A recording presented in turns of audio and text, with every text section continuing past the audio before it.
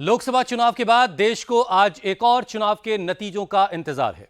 आज 7 राज्यों की 13 विधानसभा में हुए उपचुनाव के नतीजे आने वाले हैं। इन सीटों पर बुधवार को उपचुनाव के लिए वोटिंग हुई थी, जिनमें सबसे ज्यादा 4 सीटें पश्चिम बंगाल की थी। यहां की रायगंज, राणाघाट दक्षिण, बागड़ा और मनिकतला सीटों पर वोटिंग के नतीजे आज आने वाले हैं। तो बिहार की 1 सीट रुपौली, तमिलनाडु की 1 सीट विक्रवांडी, मध्य प्रदेश की अमरवाड़ा सीट, जबकि उत्तराखंड की 2 सीटें बद्रीनाथ और मंगलोर यहां पर उपचुनाव हुए थे और इनके नतीजे आ जाएंगे।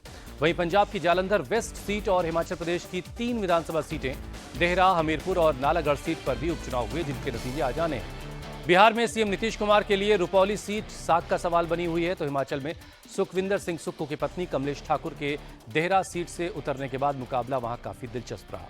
इस तरह उपचुनाव में एनडीए बनाम इंडिया गठबंधन से ज्यादा कांग्रेस, बीजेपी और क्षेत्रीय दलों के बीच लड़ाई रही। आज नतीजों से साफ होगा कि लोकसभा चुनाव के बाद सियासत का ऊंट किस करवट बैठ रहा है।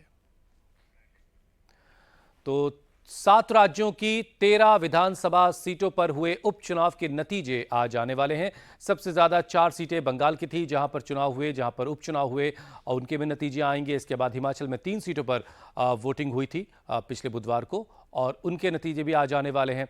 तो कुल मिलाकर 13 सीटें हैं जिन पर उपचुनाव हुए, और आज इन सीटों के नतीजे आने वाले हैं। और इन नतीजों से यह भी साफ होगा कि लोकसभा चुनाव में इंडिया बनाम एनडीए गठबंधन की जो लड़ाई थी, वो अभी वहां पर ये दोनों गठबंधन कहां खड़े हैं और कौन ज्यादा मजबूती के साथ ये चुनाव लड़ा है।